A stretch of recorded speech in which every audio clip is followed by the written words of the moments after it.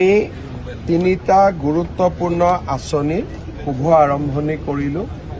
প্ৰথম আঁচনিটো হ'ল নিযুত বাবু আঁচনি। এই আঁচনিৰ অধীনত অসমৰ মহাবিদ্যালয়সমূহত যিসকল ষ্টুডেণ্টে ডিগ্ৰী নামভৰ্তি কৰিব বা এই বছৰ ফাৰ্ষ্ট ইয়াৰৰ ষ্টুডেণ্টখিনি তেওঁলোকে মাহত 1000 টকাকৈ লাভ কৰিব আৰু যিসকলে পোষ্ট গ্ৰেজুৱেশ্যন পঢ়িব তেওঁলোকে মাহত 2000 টকা লাভ কৰিব। যিসকল হিতাধিকাৰী হ'ব তেওঁলোকৰ বাৰ্ষিক আয় 4 লাখ টকাৰ তলত হ'ব লাগিব। আজি আমাৰ অসমৰ বহুত ছাত্ৰসকলে এই নিযুত বাবু আঁচনি লাভ কৰিছে। নিযুত মইনা আঁচনিৰ সফলতাৰ বাবেই নিযুত বাবু আঁচনিৰো দাবী আহিছিল। আজি সেই আঁচনিৰ শুভ আৰম্ভণি হ'ল। অসমত আমি আজি আৰু এটা ডাঙৰ আঁচনি আৰম্ভ কৰিলোঁ। তাক আমি নাম দিছোঁ মুখ্যমন্ত্ৰী জীৱন প্ৰেৰণা। সাধাৰণতে ডিগ্ৰী পাছ কৰাৰ পিছত লগে লগে ল'ৰা ছোৱালীয়ে চাকৰি নাপায়। কোনোবাই লোকসেৱা আয়োগৰ পৰীক্ষাৰ কাৰণে, কোনোবাই বেংকৰ পৰীক্ষাৰ কাৰণে, কোনোবাই আন প্ৰফেশ্যনেল কোৰ্চ কৰিবৰ কাৰণে মাজত তেওঁলোকে 1-2 বছৰ সংগ্ৰাম কৰিব লাগে। এই সময়ছোৱাত তেওঁলোকে যাতে আৰ্থিক অসুবিধাৰ সন্মুখীন হ'ব নালাগে সেইবাবে আমি তেওঁলোকক মাহত 2500 টকা কৰি দিম 12 মাহৰ বাবে। আজি এই আঁচনিটোৰো আৰম্ভণি হ'ল। প্ৰায় 50,000 ছাত্ৰ ছাত্ৰী ইয়াৰ পৰা উপকৃত হ'ব।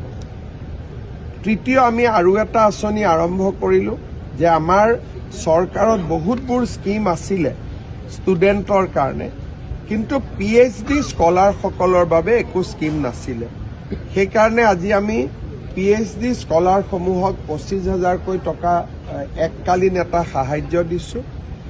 যদি কোনোবা বিশেষভাৱে সক্ষম PhD স্কলাৰ আছে তেওঁলোকক আমি 40,000 টকাৰ এককালীন সাহায্য দিছোঁ।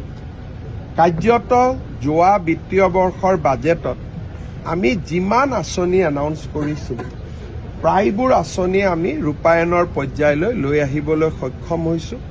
আপোনালোকে নিজেও দেখিছে যুৱক যুৱতীসকলৰ মাজত এটা অভূতপূৰ্ব উৎসাহৰ বাতাবৰণ, যাক সাধাৰণতে দেখিব পোৱা নাযায়। জেনজি বুলি ক'লে আমি নেপাল বাংলাদেশৰ লগত তুলনা কৰোঁ। তাৰ বিপৰীত ছবি এখন আজি আমাৰ অসমত সম্পূৰ্ণভাৱে বিদ্যমান।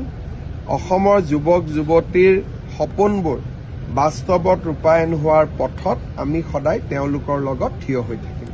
বিমান নিৰ্মাণকাৰী প্ৰতিষ্ঠানৰ সৈতে এটা কথা কৈছে, আমি গুৱাহাটী এয়াৰপৰ্টত MRO মেইনটেনেন্স এণ্ড ৰিপেয়াৰিং, ভাৰতত এয়াৰবাছ বয়িঙৰ বহুত বিমান চলে আৰু বিমানবিলাক কণ্টিনিউৱাছ মেইনটেইন আৰু ৰিপেয়াৰিং কৰি থাকিব লাগে। তাৰ হাব এটা এতিয়া অসমত আমি স্থাপন কৰাৰ দিশত আগবাঢ়িছোঁ। গুৱাহাটী বিমানবন্দৰ প্ৰাধিকৰণে ৰাজ্য চৰকাৰৰ লগত সহযোগিতা কৰি এই MRO ইউনিটটো স্থাপন কৰিব। এৰোনেটিক্স আৰু এভিয়েশ্যনৰ ক্ষেত্ৰত আমাৰ যুৱক যুৱতীসকলৰ কৰ্ম সংস্থাপনৰ নতুন পথ এটা মুকলি হ'ব। আপোনালোকে যেনেকৈ দেখিছে কেইদিনমান আগতে আমি HDFC বেংকৰ ডিজিটেল ফেক্টৰী আৰম্ভ কৰিলোঁ। ইনফোচিছে ডেভেলপমেণ্ট চেণ্টাৰ অসমত আৰম্ভ কৰিছে। TVSে অসমত ডেভেলপমেণ্ট চেণ্টাৰ আৰম্ভ কৰিছে। আমাৰ উচ্চ শিক্ষিত বিশেষকৈ ছায়েন্স গ্ৰেজুৱেটখিনিয়ে লাহে লাহে MTech, BCA, science graduate, IT এই ক্ষেত্ৰত পঢ়া শুনা কৰা ল'ৰা ছোৱালীবিলাকে যাতে অসমতেই চাকৰি পায় তাৰ কাৰণে আমি বিভিন্ন ব্যৱস্থা হাতত লৈছোঁ। অহা 10 দিনমানৰ ভিতৰত আমি আৰু এটা নতুন আৰম্ভ কৰিম। সেইটো হ'ল ৰাফেল বিমানখন যোনে প্ৰস্তুত কৰিছে আৰু যোনে ইয়াক মেইনটেইন আৰু ৰিপেয়াৰিং কৰিব সেই কোম্পানীটোৰ নাম হ'ল দছাল্ট ইঞ্জিনিয়াৰিং লিমিটেড। তেওঁলোকে গুৱাহাটী ইঞ্জিনিয়াৰিং কলেজত হাব এটা নিৰ্মাণ কৰিছে, আমি উদ্বোধন কৰিম, যাতে আমাৰ গুৱাহাটী ইঞ্জিনিয়াৰিঙৰ ল'ৰাই ৰাফেল বিমানৰ যিটো ইক'ছিষ্টেম তাত যাতে কাম কৰিব পাৰে।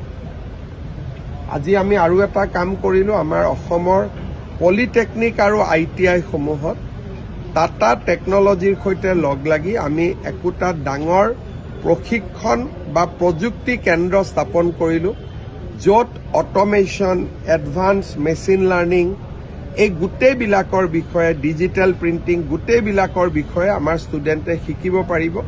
6খনত চলি আছিলে, বহুত ষ্টুডেণ্টৰ ডিমাণ্ড। আজি নতুনকৈ 34খন আমি আৰম্ভ কৰিছোঁ, টোটেল অসমত 72খন হ'ব।